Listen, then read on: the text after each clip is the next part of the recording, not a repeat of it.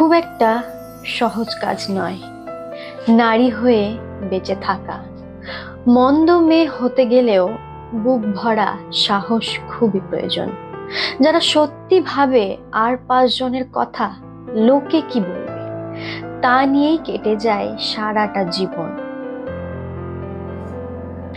ভালো থাকার চেষ্টা করাটাও অপরাধ, তবে এই অপরাধ আমি বারবার করতে রাজি। অপরাধ নিজেকে ভালো রাখার। ভালো মেয়ের ট্যাগ ধরে রাখতে গিয়ে দুটি কাঁধ ক্লান্ত।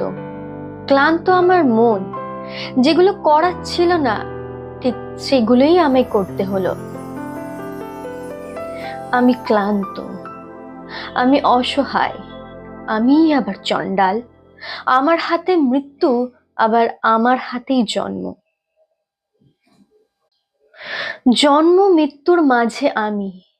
কে এই আমি? কি আমার পরিচয়? কেন নেই আমার পরিচয়? আমি কি সত্যি এত অসহায়? সত্যি কি এত দুর্বল?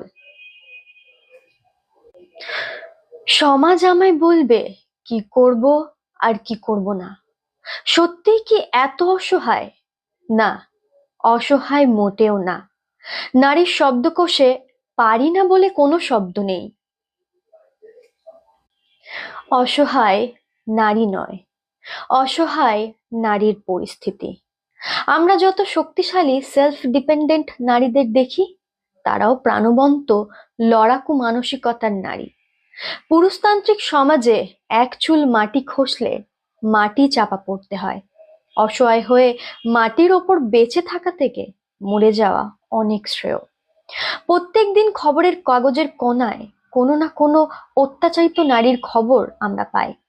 অতীতের থেকে বর্তমানের পরিস্থিতি আরো খারাপ। অত্যাচার নির্যাতন দিনে দিনে বাড়ছে। সমাজে নারী লাঞ্ছিত, ঘৃণিত, পদতুলিত। কেন? এর কি কোনো উত্তর আছে? নেই, আর কেউ দেবেও না। প্রশ্নটা প্রতি মুহূর্তে থেকে যাবে। প্রশ্নটা প্রতি মুহূর্তে থেকে যাবে যতদিন না আমরা প্রশ্ন তুলে ধরব। প্রশ্ন করার সহজ উপায় নিজেকে দিয়ে। অন্যকে দেখানোর জন্য নয়, নিজেকে ভালো রাখার জন্য। নিজেকেই লড়াই করতে হবে, ভালো রাখতে হবে নিজেকে।